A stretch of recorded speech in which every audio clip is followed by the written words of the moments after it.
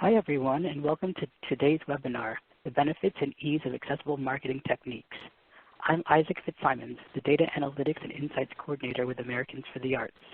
We've got a great program planned for you today, and I'm excited to introduce our speakers. But first, some reminders. First, ArtsU is our e-learning platform offering a variety of training options to support your work in the field. Visit artsu.americansforthearts.org to view upcoming events. Next, this presentation includes live captioning. To view the captions, please click on the link available to you in the chat box. Captions will pop up for you in a new window. Adjust the size of the captioning window as well as the webinar window to view both simultaneously. There will be time for questions at the end of the presentation. Everyone on the phone is currently on mute. You can type your questions in the chat box at any time, or you can press #6 to unmute when the time comes. Next, this presentation is being recorded and will be available for replay early next week. We will also include any resources that the speakers talk about directly on the event page. Lastly, we would like to thank the Mid-Atlantic Arts Foundation, the New Jersey State Council on the Arts, and the National Endowment for the Arts for their support in making this accessibility series possible. And with that, I'm pleased to introduce our speakers today, Jessica Hunt and Kaylee Wysenko. Jessica L. Hunt is Attorney Advisor for the D.C. Office of Disability Rights and is a licensed attorney in D.C., Kentucky, and Virginia.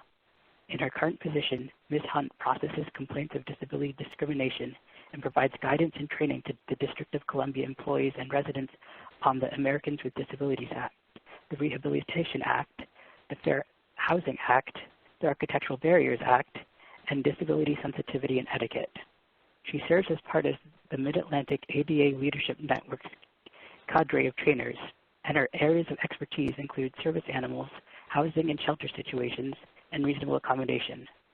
Additionally, Ms. Hunt acts as the accessibility officer during special events and state and local emergencies to provide technical assistance and training in the district's Emergency Operations Command Center. Kaylee has been proud to encourage inclusion, diversity, equity, and accessibility at the D.C. Commission on the Arts and Humanities Initiatives in the cultural community of Washington, D.C. through building relationships and implementing creative ways to engage current and potential grantees. She spearheaded the creation of the district's first audio-tactile rendering of a photograph from district's fine art collection, coordinates monthly workshops aimed at improving business practices, and managed the agency's Marion S. Berry Summer Youth Employment Program, which is recognized as the most outstanding government host site. And with that, I'll turn it over to our speakers. Thank you, Jessica and Kaylee. Thank you, Isaac. Can everybody hear us? Are we muted? Hello? Oh. I can hear you. Okay, great. Excellent. Well, I am Kaylee from the D.C. Commission on the Arts and Humanities, and I'm Jessica from the D.C. Office of Disability Rights. And we welcome the group that's on here today. We've been really looking forward to this. I think that accessible marketing techniques are exciting and fun and easy, and I think you do too. Yes, right? yes, they cost absolutely nothing but a little time and creativity. And we're super pumped to be able to share with you some of our techniques today.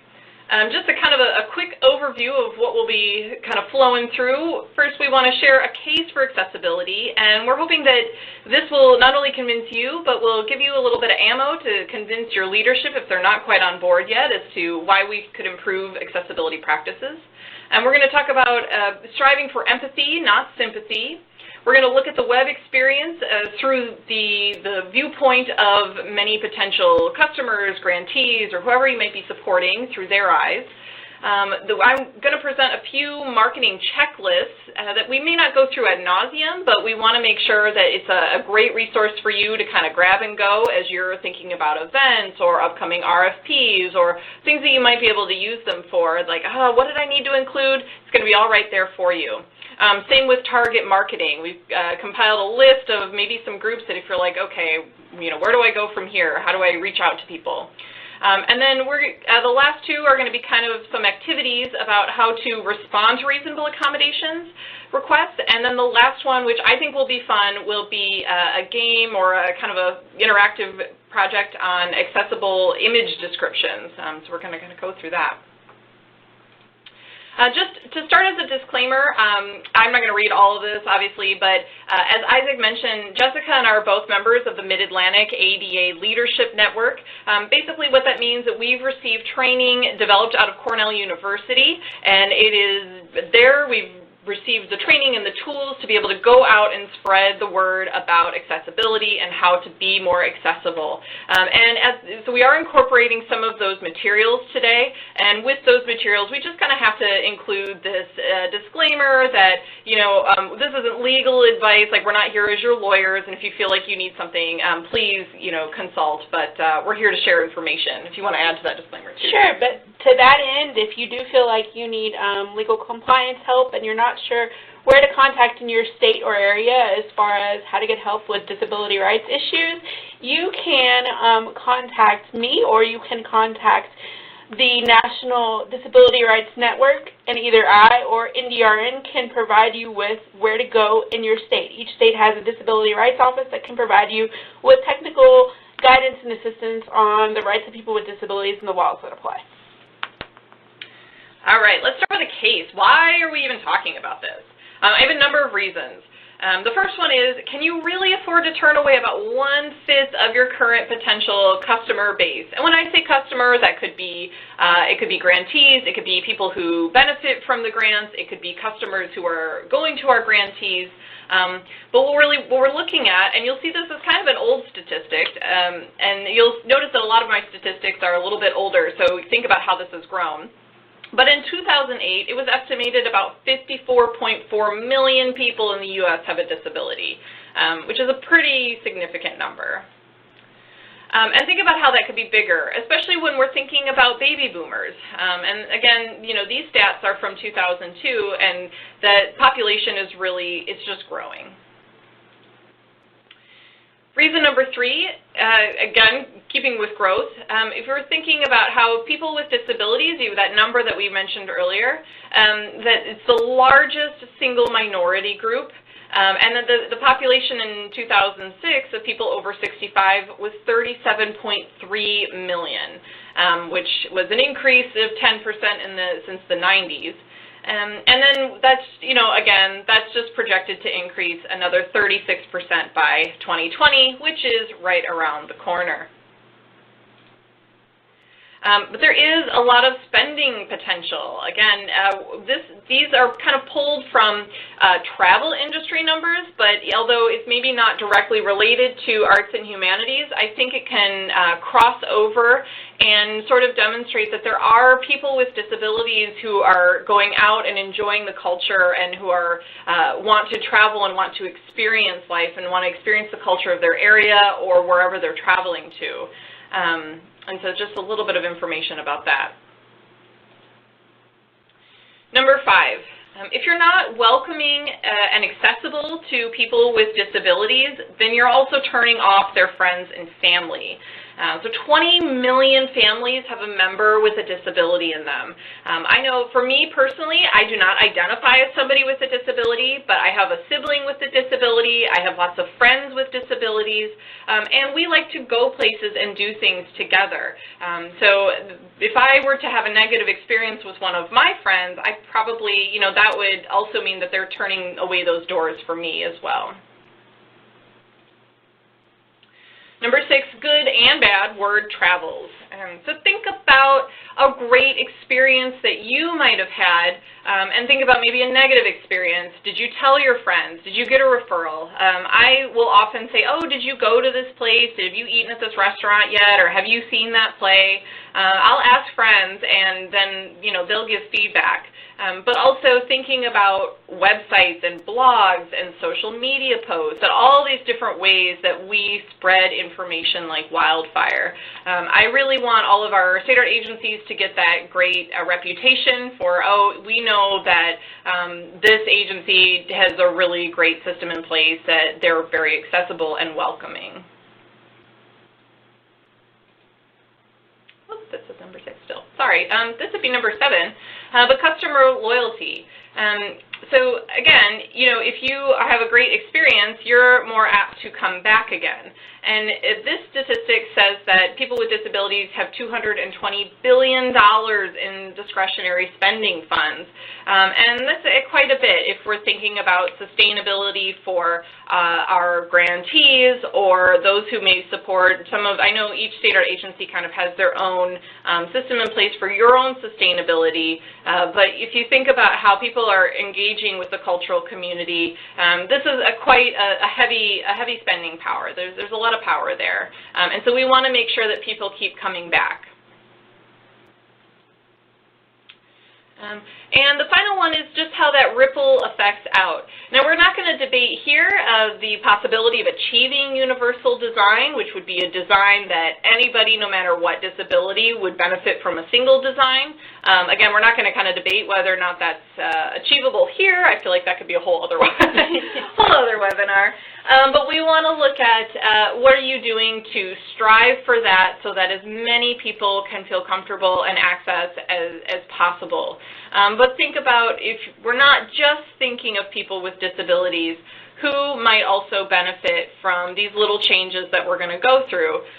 Anything from parents with strollers or burnt-out millennials, because I identify as one right over here. So thinking about how that information is cleanly and concisely, just like things like that that make it easier for the user. And then people who may acquire a disability later on as you age or for maybe some other reason. We keep saying sorry about that. This is reason, I think, number 8 or 9 here. Accessibility is not as costly as you might think. Many of the reasonable accommodations could be $500 or less, but I think, as Jessica even mentioned very early on, so many of them are free, and it's just a matter of how you approach something or how you present, your information. And a lot of, I think, at least what I encounter, many of those requests are really simple, quick, I can knock them out, and it doesn't cost the agency anything. And a couple maybe quick examples of that. Fuddruckers Restaurant, if you still got one in your area, they printed Braille and large print menus, which was a nominal cost, but something that maybe didn't cost them anything, just a little bit of time and energy, would be customer service training on how to respond to reasonable accommodation requests and how to treat people respectfully who come in, or even just kind of pushing those tables to the side a little bit to create larger pathways for a wheelchair to come through.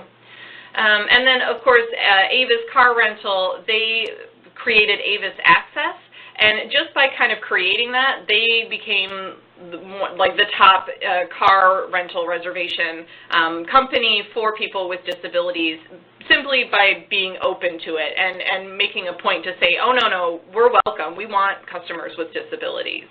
And that was a simple thing that they did that had a pretty big impact. All right, so this is Jessica. Now we're going to talk about empathy, not sympathy. And so for this, I first want you to start by thinking about what you've been taught about people with disabilities and how people view people with disabilities in general.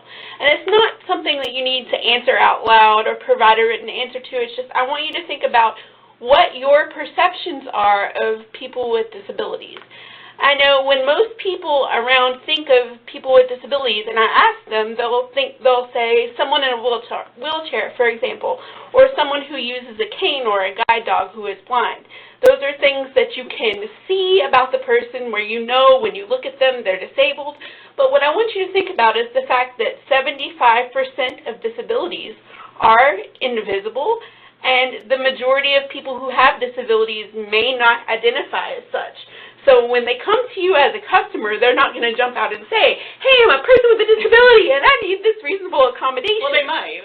Well, more than likely, they're not going to use those magic words. So what you need to come at it from is a point of treating each person as a person and letting them direct you as to what they need. So the human experience of disability differs for each person, and there are two main ways that society likes to look at it. There is disability as, quote unquote, the disabled. So we're these tragic and pitiful and sad little people who just need everybody to help us with everything.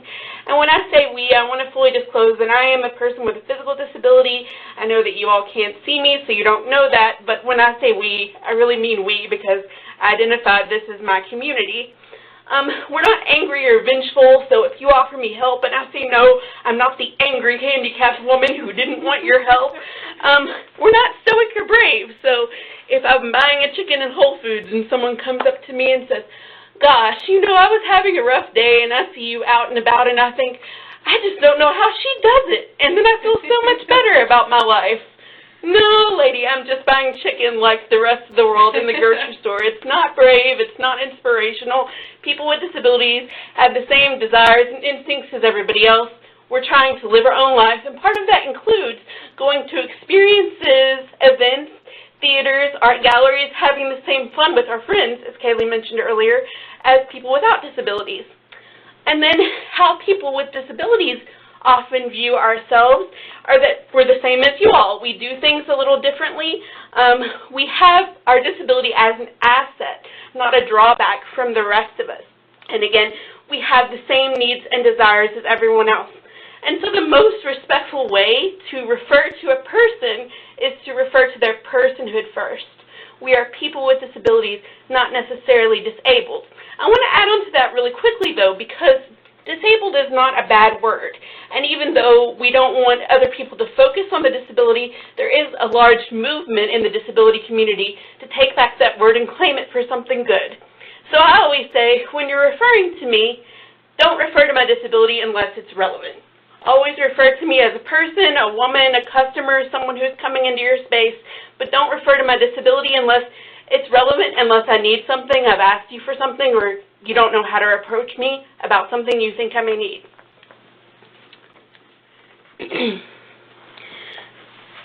Okay, so disability first language. I touched on this a little bit, but basically what I need you all to know is that just refer to the person and let them guide you with what they need. And here are some examples of what to say versus what to avoid. A lot of the what to avoid column you probably still hear a lot in the media and everyday use. Handicapped versus people with disabilities. Now, handicapped is an outdated term that you may still see on some parking spaces, but what it came from is actually the beginning of the disability rights movement after World War I, when a lot of the soldiers were coming back with disabilities and had their cap in their hand begging on the streets. So now people with disabilities in today's world, you know, we see the negative connotation to that, and we would rather focus on our personhood and our strengths first. Blind and low vision versus visually impaired. People who have been blind since birth consider their blindness a part of their culture and their way of life, so they're proud to own it. This is the same for people who are deaf and hard of hearing. They don't want to be considered hearing impaired either. The impairment suggests for both of these populations that there is something wrong. And a lot of people who've had disabilities since birth see their disability as an asset rather than an impairment that needs to be fixed. Now, if someone's acquired a disability, they may have a different viewpoint about that, or they may not have reached that cultural identity yet, but this is still the most respectful way to refer to the person. Wheelchair user versus wheelchair bound.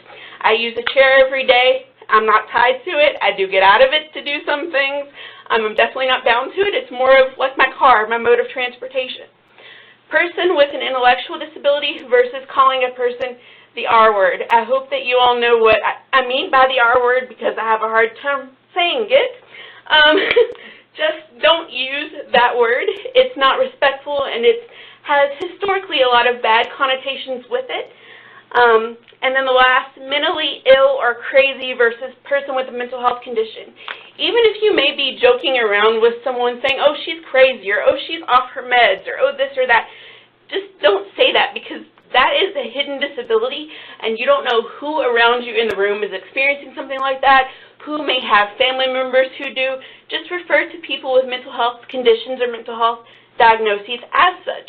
Language with a person is going to be the first impression that they have of you.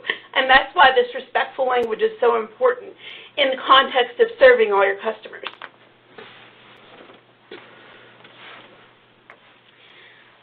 Okay, so some general considerations. Treat adults as adults. We are people first. I think I've mentioned that quite a few times, but this next one is key. Offer assistance, and if accepted, follow the lead of the person. So you may see someone with a disability and you may think that they need help, but if you offer them help and they say no, that's okay. So if I'm at your event and I happen to fall out and flail in the floor, and you ask me, ma'am, do you need help up? And I say no, I mean no. Why? Because I'm an adult and I can get up myself. If it takes me 5 minutes after that to reach a point where I can get up, that's okay because it's my choice. But it doesn't mean that you should, A, call the rescue squad unless I told you to, or B, stand there and watch me try to get up and make it a little bit more embarrassing, the situation. Also, people with disabilities know what they need, and so they're going to know the best way to tell you to help them. Address the individual, not their companion or interpreter. This happens to me all the time, even though I talk a lot. People would rather address my friends without disabilities rather than me. Address everyone who comes into your space, even if it's just a, hey, hello, how are you doing, welcome kind of thing. Make them feel welcome. And then ask before touching anything belonging to the person with a disability. You may want to pet that cute service dog because it's just so cute, but don't do it because it's working, or wait and ask the person if you can interact with the dog. You may need a person to move things, such as their crutches or arm braces or their wheelchair for people to get through. Don't just move it yourself. Ask the person to move it for you, and if they need assistance, then offer them assistance and let them know where it is exactly you're putting these mobility devices. If a blind or low vision person comes into your space and you want to help them navigate the space, that's fine. You can certainly do that, but please just don't go up to them and take their elbow and drag them along. Introduce yourself, let them know that you're there, and let them know why you're offering assistance to guide them through the space. And if you make a mistake interacting with people with disabilities, that's fine. Everybody makes mistakes every day. Just relax, treat us as adults, treat us respectfully, and it will all go well. And then in the PowerPoint, we have a link to the disability sensitivity training video that Jessica and I worked on when I worked at the Office of Disability Rights, and I think it's got a lot of funny, like, awkward situations. It does. It has a lot of very humorous situations, so we don't take ourselves too seriously in that video, but it is good if you're trying to explain to staff the things they need to consider when interacting with people with disabilities, and it's quick, too, only about 4 minutes long or so. Yeah. And we're not going to play it here because we got a whole lot more to get through, but the link is there for you. Okay, so now we're going to talk about the web experience according to your consumer. And one thing that I want to say about this before I get into what the web looks like from the point of view of someone with a disability is this is important to you, especially if you receive government funds, because there is a law behind it. The Americans with Disabilities Act Title II requires that state and local governments or any organizations that receive state and local government funds provide effective communication to people with disabilities. And effective communication encompasses everything that you do. It encompasses your flyers, your advertisements for events, your websites, every way that you would communicate with a person, even if it's just sending out an email through something like Constant Contact. You have to understand that if you are receiving government funds, you accept the government's obligation to provide effective communication to people with disabilities. And so this little jaunt into the web experience of different types of people with disabilities is going to help you see how easy it is to provide both an informative and a legally compliant experience for someone with a disability. So first, just to let you know what the web is like for a lot of people. Some people with disabilities don't use their mouse to navigate. And of those types of people, I'm mostly talking about people who are blind and low vision, but also some people with learning disabilities and some people with mobility disabilities. They tend to use the keyboard or a screen reader that is attached to their computer to navigate websites. So what that means is if they can't tab through a website with their keyboard, they can't navigate it at all. and they can't hear what's going on the screen. Some people may only see a small portion of the website.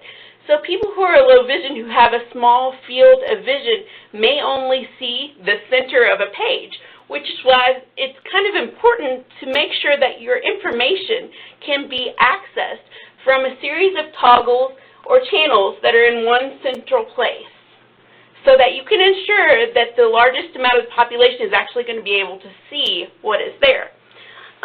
Some people who have color blindness may find different colors distracting, and we'll talk a little bit about that in the solutions for this. Some people can't hear words and sounds on the screen. Well, that's why captioning is so important, and one of the easiest things that you can do for people with disabilities. Some people may find complex layouts confusing. I find complex layouts confusing, and I don't necessarily have any of the quote-unquote disabilities that would make that so. So when you make your layout clean and simple, you're really serving everybody in the population and not just certain people with disabilities. And then some people may find text-only content limiting. You may say, well, I'm not really sure how to image describe these pictures that I really want to put on the website or on the event flyer, so I'm just not going to use them, and I'm just going to put text for everything. For someone who has an intellectual disability or certain types of learning disabilities, navigating a website without pictures and just with text is very daunting. I mean, think about even outside of the disability community, someone who uses English as a second language. Appealing to them with pictures and other types of descriptions of the event is more important than just having a series of text. You want to catch their eye, you want to bring them in, you want to make sure that they want to come back to your website for future things. And so, more than text is very significant to everyone. All right, so some solution. Caption video or audio clips. And you'll see at the side I have a picture of Charlie Chaplin. That's because he was doing, his films were captioning before it was cool. Because they were all He's the original hipster? Yes. He's the original hipster, I guess. Yeah, they were all silent and all completely captioned because that was the only way that you could understand some of the things that were going on. Captioning your videos actually increases, statistically, the views of your videos by 80%. So even though, as I mentioned, this is legally required, this is good for everyone because it's going to uptick the amount of people who see the videos or the things that you post online. When you're thinking about posting things online via YouTube or Facebook Live or Instagram, keep in mind that you can caption those things yourself. If you post it on YouTube first, YouTube provides a way of using their captioning to make your own. I wouldn't suggest just using YouTube's captioning services because, honestly, they suck, but we've provided a video link for you to a YouTube description on how to actually alter the YouTube captioning yourself for free through the video, and in that video you can post on any of your other social media sites. Content should be accessible from a keyboard. We've talked about that, but basically if a person cannot navigate your website using their mouse, then it is not accessible. Avoid small or moving links. People who may have seizure disorders or epilepsy, that actually may cause them to go in an episode if you have a website with a lot of moving parts, and also it's distracting for people who may be low vision or have a small field of vision, or some people with learning or intellectual disabilities.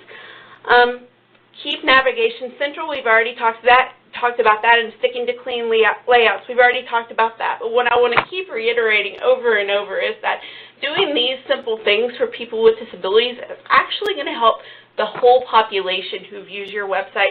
What you do for a person with a disability is going to help everyone. It goes back to that concept of universal design, because it's a little bit easier to design a website for universal design than it is to design a physical space. So here you have something where you can take this checklist and make almost a 100% user-friendly, accessible website for everyone, no matter what their disability is or who they are.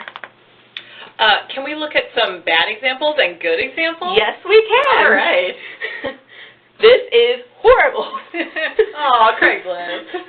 Sorry, Craigslist. You may think this is great because this is just like a series of text that people can keep tabbing, but honestly, if I was using a screen reader and navigating this page, I wouldn't have any idea what the heck was going on because it's just a bunch of words, and they're not leading you to anything necessarily, and you have really no idea what the website does if you were just looking at it. It's just a bunch of it's not random because they're somewhat organized, but it's just a bunch of lists. And this next website is beautiful. Look at how lovely that is. And a couple of the reasons why. As you'll see, all of the content in the website is centered.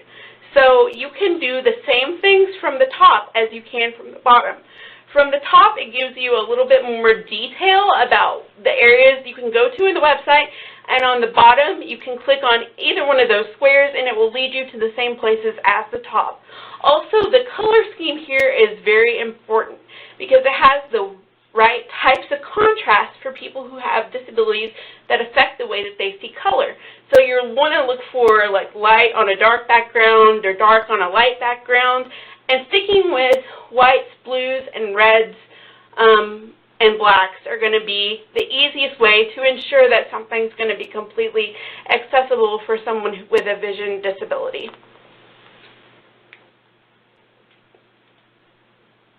Okay, so marketing checklist. We threw a lot of information, and that's okay. It's going to take some time to sink in if this is new for you. I feel that I'm still learning every day. So I want to be able to present some checklists for you to kind of help guide you if you're rushing to get something done or you need to make it happen quickly. Hopefully this can be a go-to for you.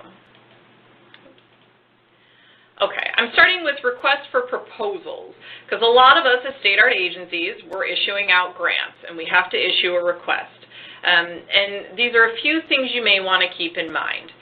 The first thing is the proposal issued in an accessible PDF or possibly a Word document?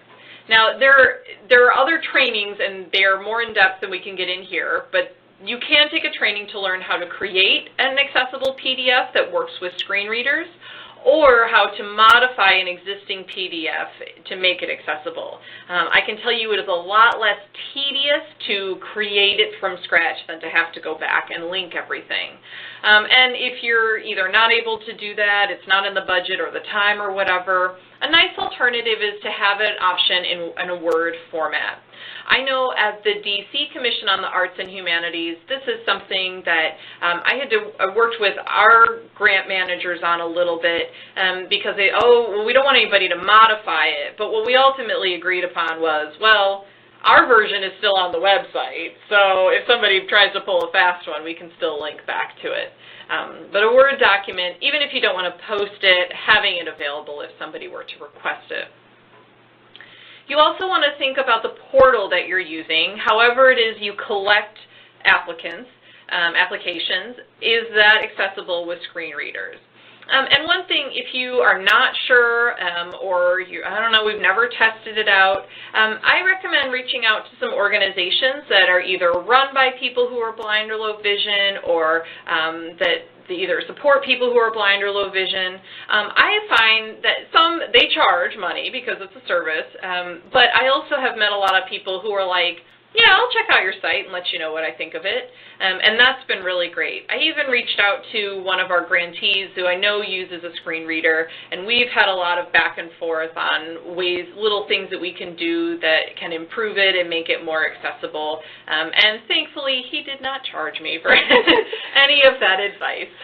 So I'm very thankful for that, mostly because it made his experience better. And, he applies for grants, and so he wants it to be easier for him as well as for others. But another really easy thing to think about can applicants adjust the font size?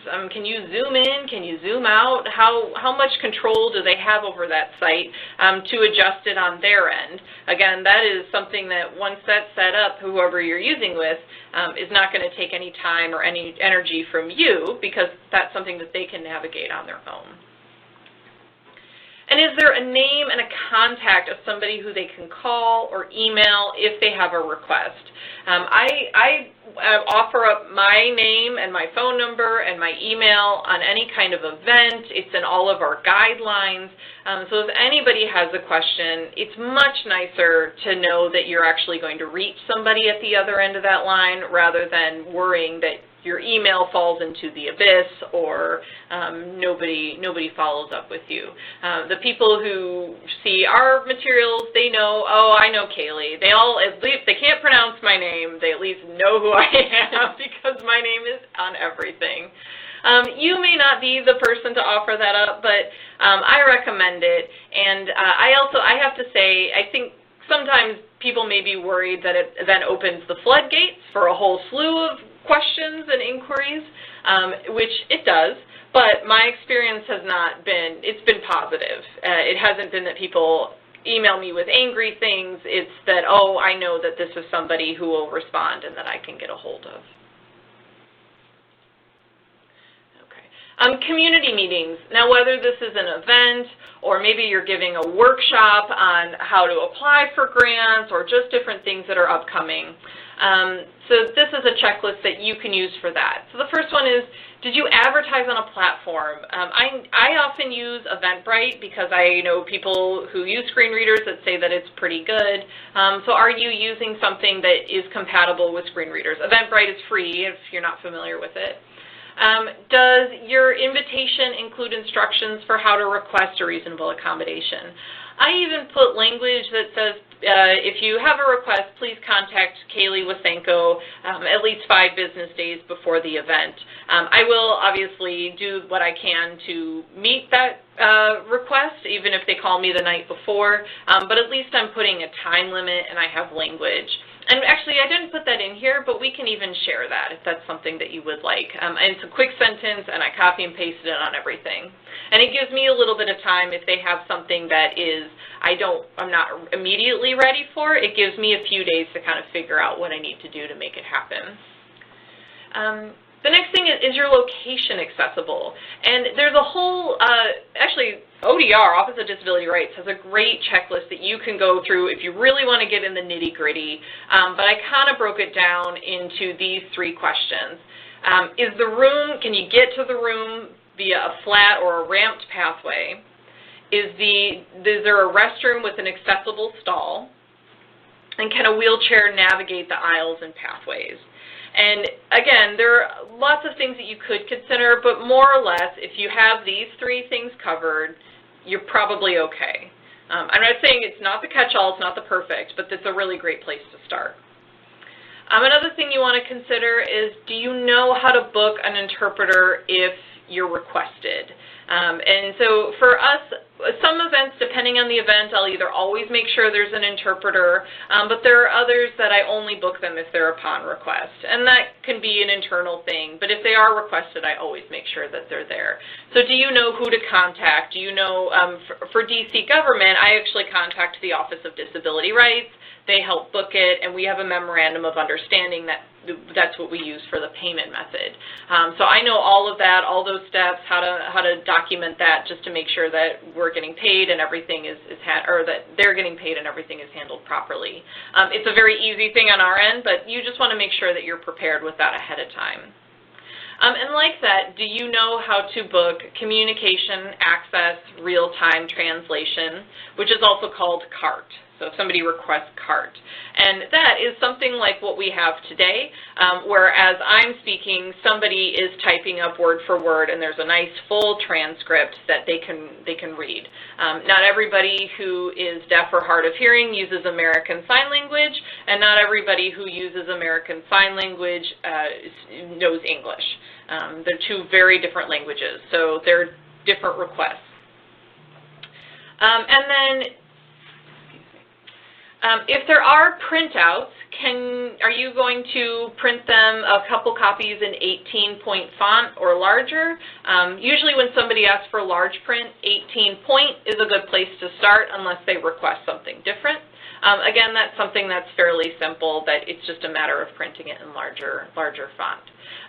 So hopefully, when you're looking at hosting community meetings, if your grant season is coming up, this could be a great place to start so that you feel that you're confident that your event's going to be good.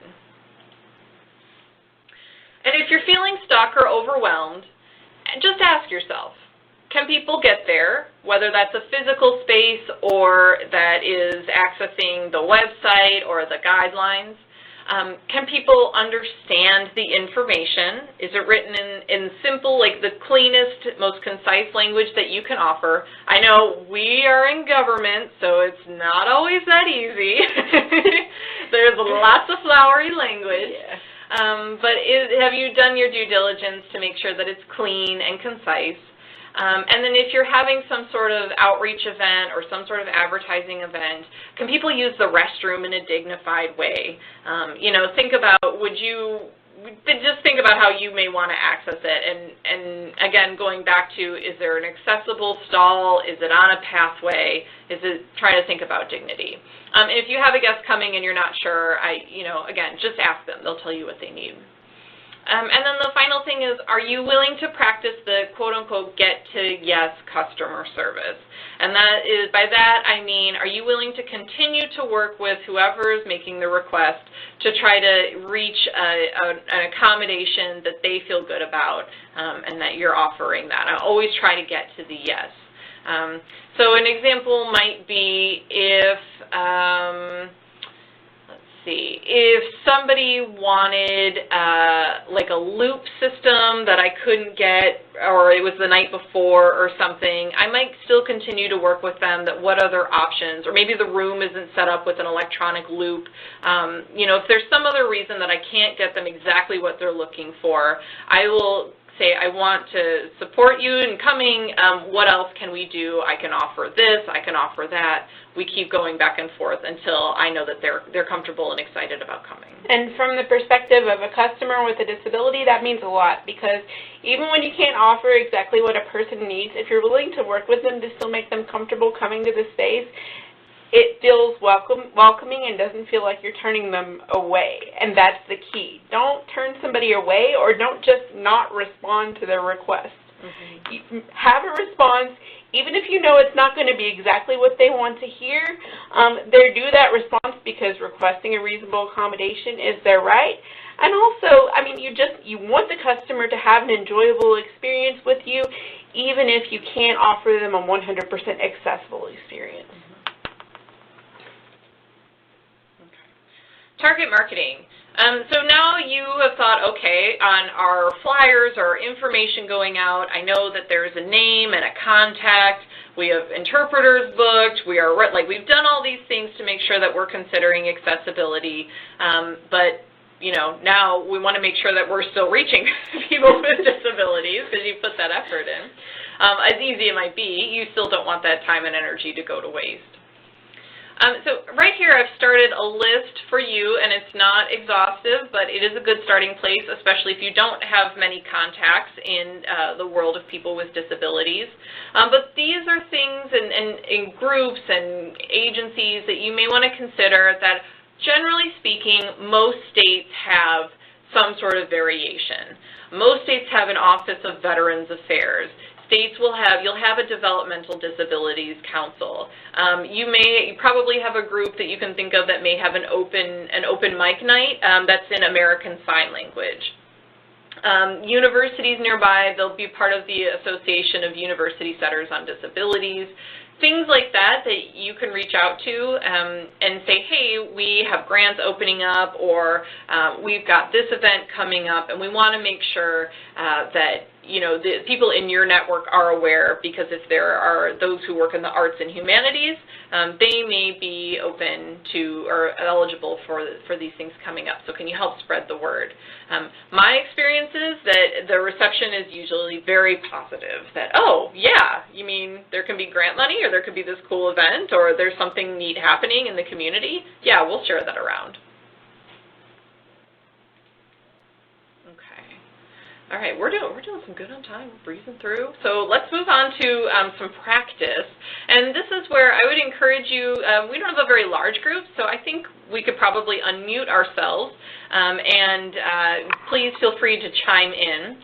We're going to do a little bit of practice of responding to reasonable accommodations, because I find that when I take some time to practice and to make sure like I'm prepared, especially if I'm like caught off guard, it goes much more smoothly, and I feel that I've delivered really great customer service. So we've got a couple scenarios. The first one is, and I would like for you to explain to me how you might respond to this scenario. So you're hosting a cultural event tomorrow night. You've been working really diligently, but you are short-staffed, so you're feeling the pressure. Things are coming together, but you're feeling the pressure. You're in the middle of a busy afternoon when you receive an email from a potential guest, and they ask if American Sign Language interpreters are they going to be at the event? How would you respond to them? So, and I think you press #6 to unmute yourselves.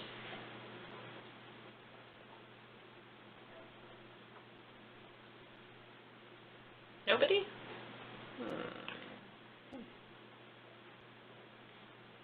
Let's see. Let me check. I'm going to pull up the chat. Oh, hello? Hello? Did we have, let's see here, live captioning. Let's see if we have any in the live captioning. Oh. No takers? Is it? Oh, what about open down there? Is that open?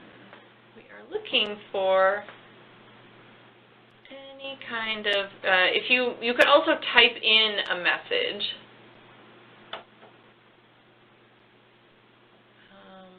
I'm not seeing where those notes might come in. Oh, I don't want to have to call anybody out. Somebody give us something. How would you respond if you have a request for an ASL interpreter?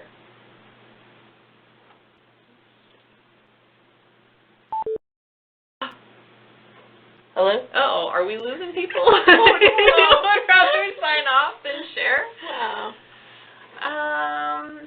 And I'm looking to see where we might have people typing in their messages. And Isaac, if you're still on, I'm not seeing where it might pop up if any of our guests type in a response. Where would I find that? So there is a chat box in the lower left-hand side of your screen. Oh, it is. It's just empty. I've been typing some stuff in there. Oh, you know what? If you click the arrow next to it, then it will expand it. Oh, hello, everybody. Okay. NEA can't access the phone. So I would love if somebody could, can we open that? Great. Can't access phone. We're all online via computer, FYI. Thank you, Lauren. So if somebody could type in that message, that way we don't have to worry about the muting or unmuting. If you could type in your message about how you would respond, let's do it that way.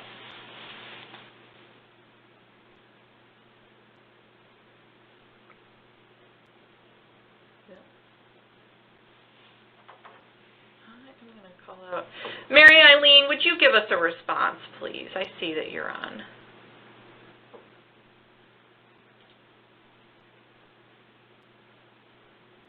Mary Eileen says, hopefully I would have asked for advance notice, but even so, I would try to get someone last minute. You could call the Regional Americans with Disabilities Act Center.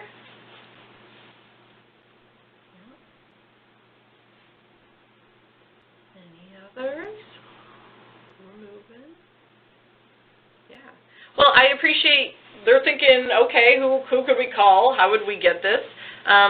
You would want to look at in your own government structure about how to book sign language interpreters. And like I mentioned, for us, we have an Office of Disability Rights that manages that, but it may be something that you would have to book on your own.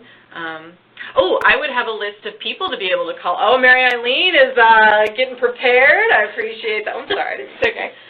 Getting prepared. All right, cool. So you have, oh, yes, Megan, thank you. We are actually engaging 2 ASL interpreters for one of our panelists. We got recommendations from NYS Ed website and other grantees for the individuals we will engage. And Howen says, I recall that ASL interpreters need backups, so I would try to budget for 2 people. Oh, that's a good point. And that's right, because the minimum hour limit for ASL interpreters is 2 hours, and if you have an event that's more than an hour, you're going to need at least 2 people.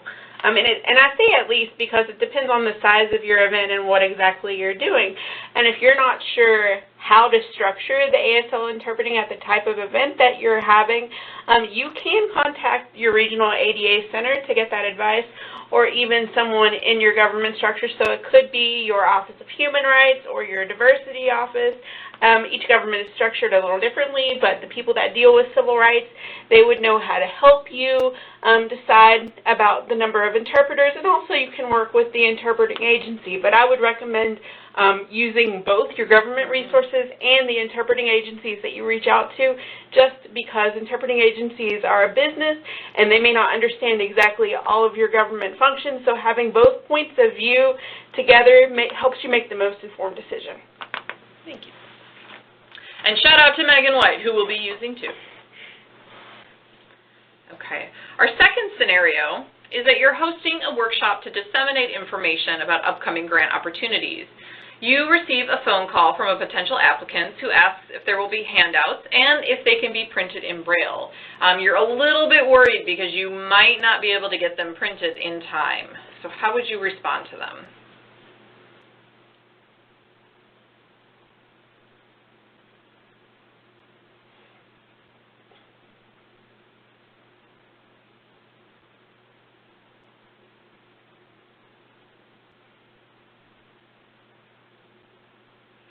A scary one because we don't know how to get to the end. I know.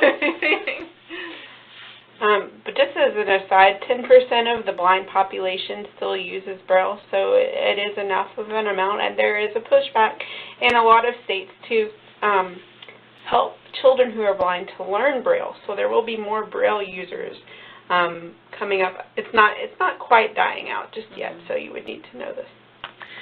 Mary Eileen, ever prepared, says maybe next time have a few printed ahead of time. In this situation, though, if you're not able to get them, he says, let's see, Braille might be pricey and take a while to create. Yeah. So how would you, okay. All right, Kayla's coming through. I would start to think about other things I potentially overlooked as well. Am I placing my check-in table in an accessible area? Any of my decorations causing an obstruction? Oh, that's a good one. Is my event run of show organized that everyone can follow along? Are there supplemental changes I can make to make it best for all the guests? Ask if they use screen reading software and provide an alternate electronic format. Thank you, Lauren. Ask them if there are any other methods they can use. Yes, you guys are you're on the right track now. This is good. Yeah, it's okay to say, I don't know if I'm going to be able to get that in time. Could I email them to you ahead of time? Or can I have them ready on a thumb drive? Or what, is there an alternative option that I can make sure I get this for you? Yeah. You guys are right on. And even with Kayla talking about, that's now triggering, all right, how's my room set up? Will somebody be able to navigate that? What's our run of show looking like?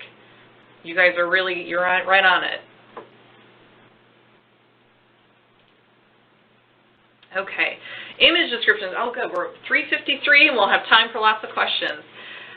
Image description. Okay. I'm just making sure I didn't miss a question. Okay, image descriptions. They're very important because if you use a screen reader, you're not looking at the screen, and just it says image and it has a bunch of numbers or something after it. You're like, what the heck does that mean? It reads as a picture, is what it does. Yeah, but a picture of what? I don't know. Yeah, nothing. I'm thinking that this is an important tip to have in your back pocket because many times our marketing is done on social media. We use lots of images to convey information, and because we are state arts agencies, oftentimes there's some sort of visual art component. And we also want to look at your brand management. And it's a simple, but it's a very much appreciated thing that you can do and you can add. And when you think about brand management, as you've been looking at this slide, you may notice that in the upper right-hand corner, it's the logo of the Office of Disability Rights. And when I was working on the PowerPoint, I was adding it in there for us so that we can make sure that ODR gets their credit. And the PowerPoint automatically generated an image description for me. And when I looked at it, it said, drawing of a face. Which I don't know where I got that, but it's clearly not a drawing of a face. So I went through, and all I had to do was click on the image in the tools, and it popped up right up in the toolbar across the top, and I could click on it and change it in about 2 seconds. And instead of writing a full description of the logo, I just wrote Office of Disability Rights logo. Because if you think for brand management, that's the main point, is that I'm giving credit to the Office of Disability Rights. So somebody who uses a screen reader on every single page, they would go, gosh, I get it already. ODR is a part of this. But that's kind of the point of having a logo. It's that brand recognition. It's that repetition. So for something like that, that's totally acceptable, just to say logo for the Office of Disability Rights. So some tips for you if you're like, okay, I'm going to start adding image descriptions, especially if you're using art. I would recommend utilize the artist or the creator whenever possible. And I'll give you an example. In my bio, I mentioned that I created an audio tactile version of a photograph. So when you touch different parts of it, it speaks to you and describes it. And a key component to that project was utilizing the artist who actually took the photograph to write that script for us. Because I could describe it, but I don't think I could do nearly as great of a job as he could, because that was his own work. So whenever possible, if you can use the artist, it's not always possible. Like today, for example, when we're about to go through a game, I did not use the artist, but I think it's okay for I did get permission, and I think we'll be okay. I would say practice makes perfect, and try to be consistent with it. I've done audio descriptions, like typed them out, and I've asked people who are blind to read them for me and give me feedback. And I can remember one example where I said something like, somebody takes a bite of a delicious looking sandwich, and the feedback I got was, that means nothing to me. Like, I don't know what delicious looking means. And I was like, oh, okay, cool. So just, keep practicing at it, and the more you do it, the faster you'll get at it, and the easier it'll be for you. But also something that doesn't cost you anything. Okay, now we're going to get to play a game, and please continue to use your message section and give feedback on this. So I have a few images selected from Washington, D.C.'s Art Bank collection that we acquired in fiscal year 2018. I'm not going to show you the image.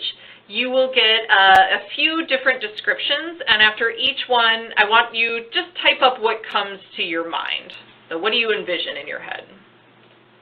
Okay, picture this. Oh, hopefully it doesn't go away. Okay, specimen. So what comes to your head? Anything. There's really like no right or wrong answer. So what do you picture when I say specimen?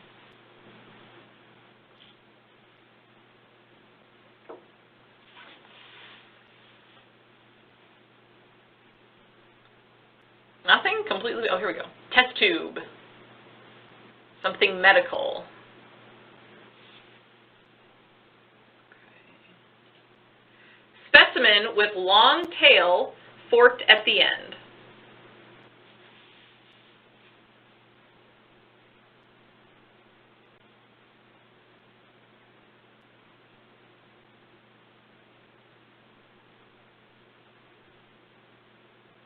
Nothing? Did it change? Oh, some sort of animal? Ooh, a reptile.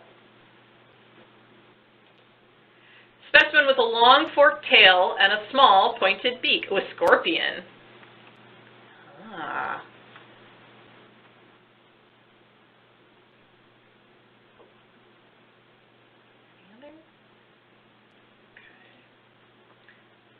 A pencil. Oh, interesting. A photograph of a specimen of a scissor-tail flycatcher, a bird with a long tail, small pointed beak, and black and white feathers with orange accent feathers, taken against a flat white background.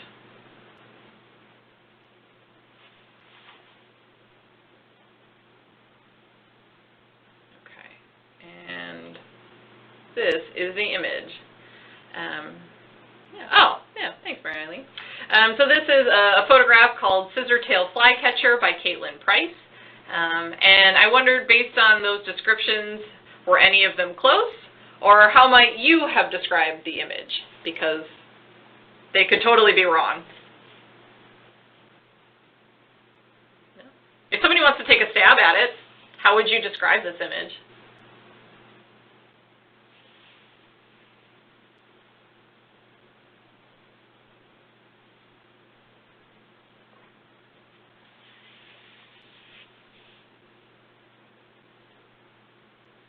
No one? Okay. We'll move to another one. Maybe you'll be more inspired to provide an example. Okay. Crouching man.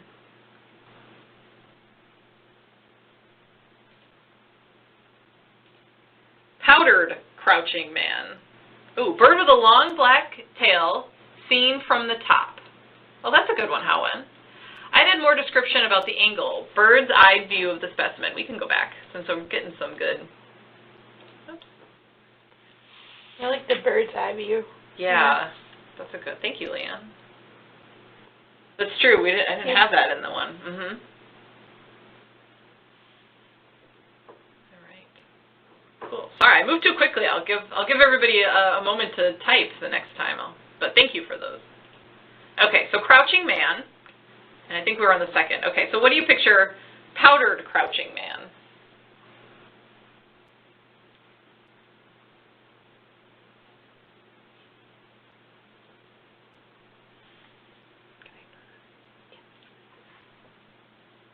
Sumo wrestling.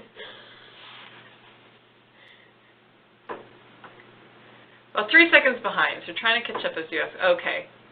Thank you, Howen. I won't be so, move so quickly.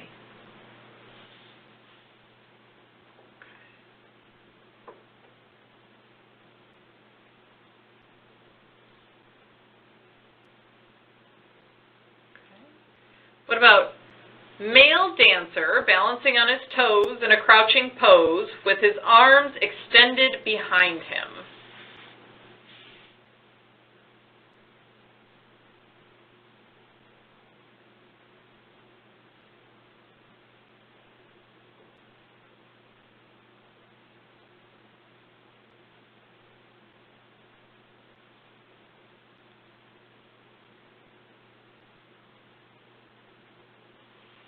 Anything come to mind? Still thinking sumo wrestler, thinking something else? Sumo wrestler was a good one. Powdered crouching man.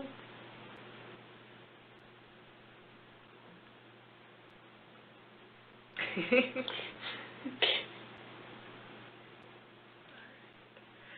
Male dancer balancing on his toes in a crouching pose with his arms extended behind him. The photograph is taken in black and white, and the man is covered in a white powder to accentuate his body against the backdrop. Ooh, a mime. It's true because we have black and white in there now.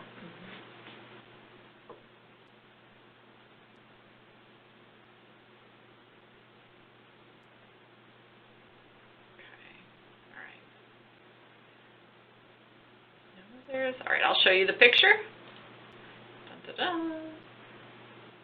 Yes, very dramatic. But it's kind of an interesting pose, so if anybody has any suggestions on how they might have described it, let's open to that.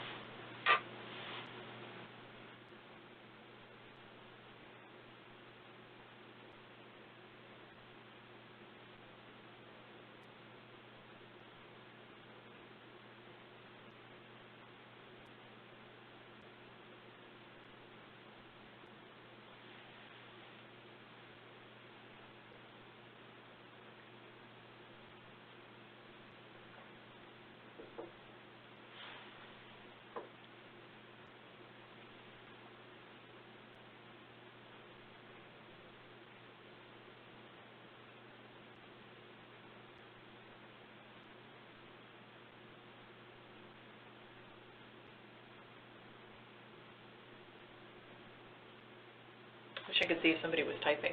Yeah, me too.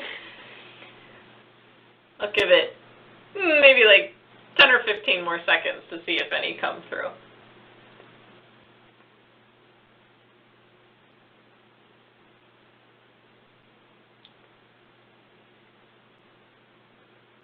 A naked male dancer with no hair, kneeling and posing as if he's going to start flying. I like that. I didn't even think about him like taking off, but that's a cool interpretation of that. Because it is almost like a wing-like. All right. Thank you, Howard. All right, we've got one more. 2 birds and a man. Ooh, all right, Kayla, wait, hold on, we'll go back. That's good. I would have added more emotive words to describe the tension of him being on the tips of his toes, and his arms aren't simply stretched behind him. They're almost being pulled upward and outward by an invisible force. Perhaps language describing the anticipation of the motion happening before or after the still shot. Ooh. Kayla's description is giving me chills.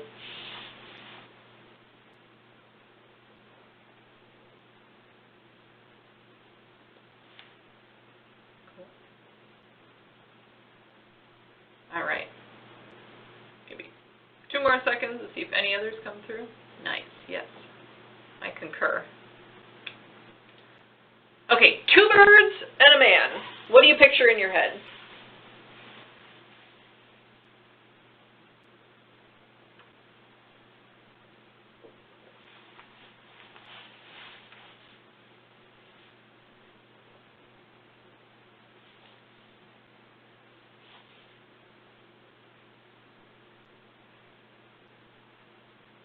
Is the man standing? Is he sitting? Is he in a park? What comes in your head?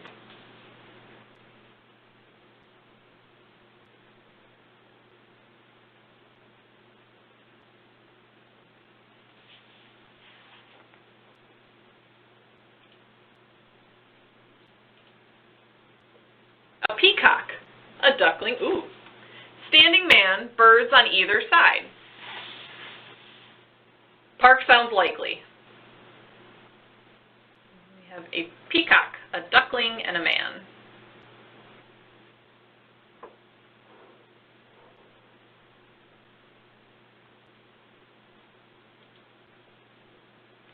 Artistic photograph of a man in a tailored suit holding a duckling. A peacock is perched over his shoulder.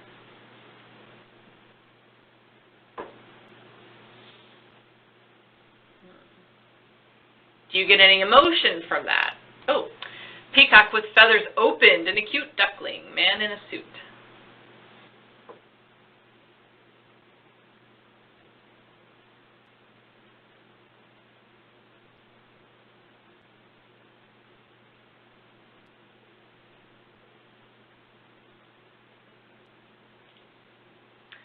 Artistic photograph of a man in a tailored suit yelling at a duckling in his hand. A blue peacock is perched above his shoulder on a wooden post jutting from the white wall behind him.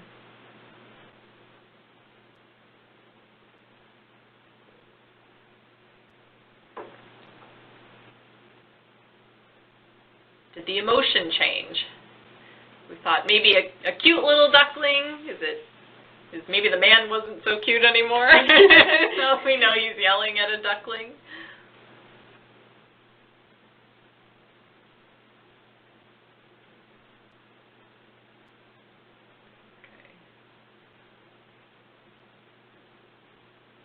And the final reveal, and there he is. So somebody mentioned with the feathers opened, and I don't have that in the description. So how would you describe this picture?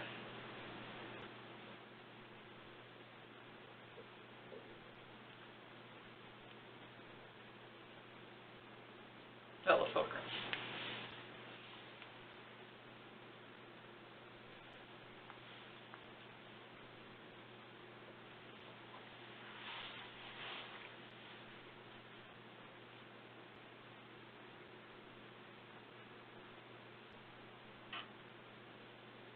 I'm curious to see. We've got some good describers.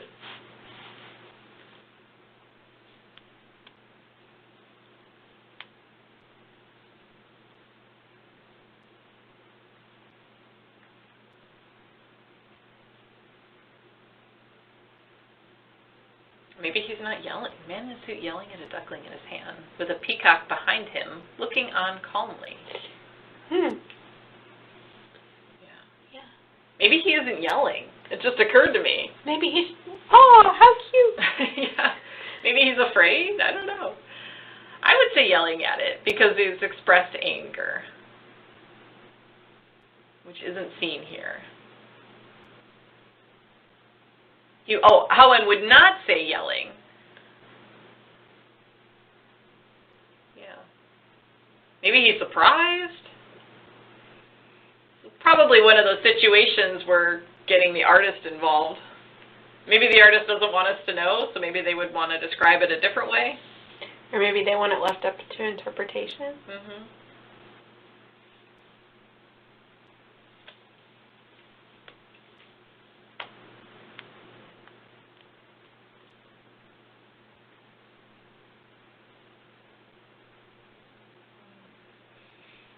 Well, hopefully you enjoyed this exercise. I thought it was cool to see what people came up with as I got a little more descriptive. I think writing image descriptions is a lot of fun, but in another life I'm a writer, so that's why. But I think it's a fun part of the job. This is something that you can do with your coworkers too. Like, you know, if you're going to do an image description for maybe a social media post or something, don't show them the picture or the image or whatever you're using, and just say, hey, what comes to your head when I write this?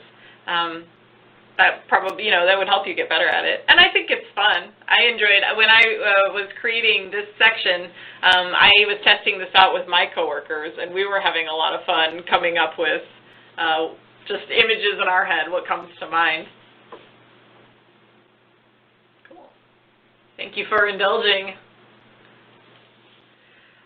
So some closing takeaways that Jessica and I have. The first one is, if you build it, they will come. If you are not reaching people with disabilities, one of my favorite things, well, it's not my favorite because it's great, but it's favorite because it strikes me as funny.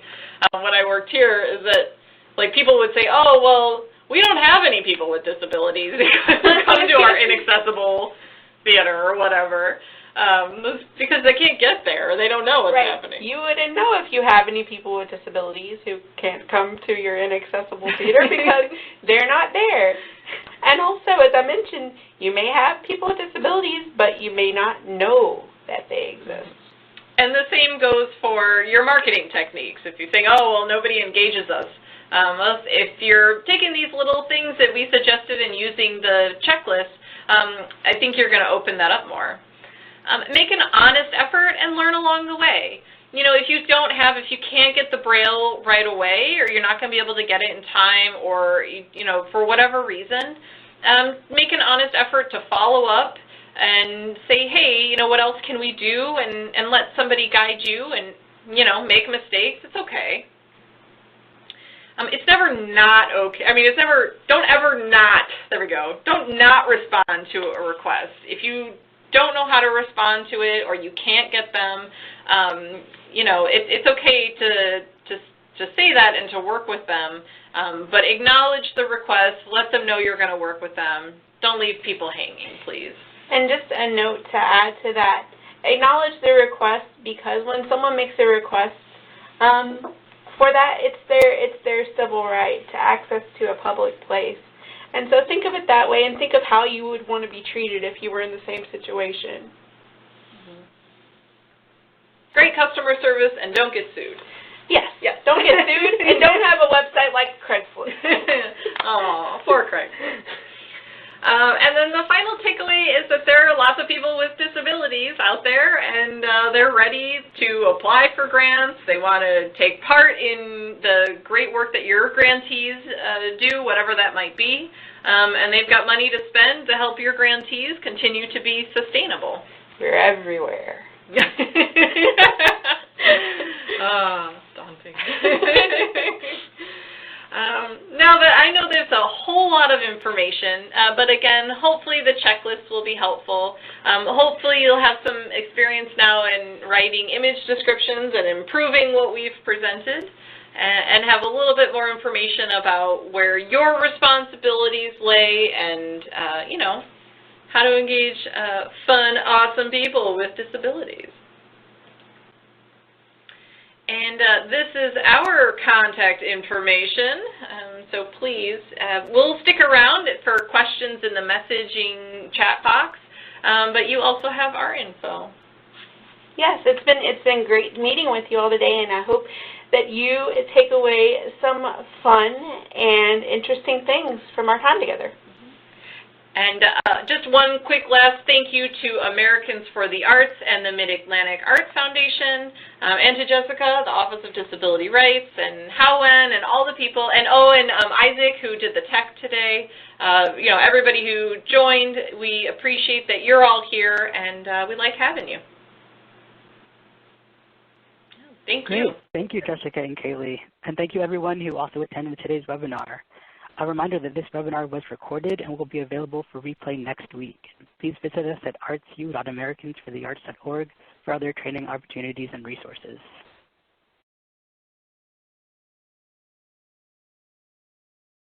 Woohoo! Thanks, Mary Eileen, and Kayla, and everybody who was on.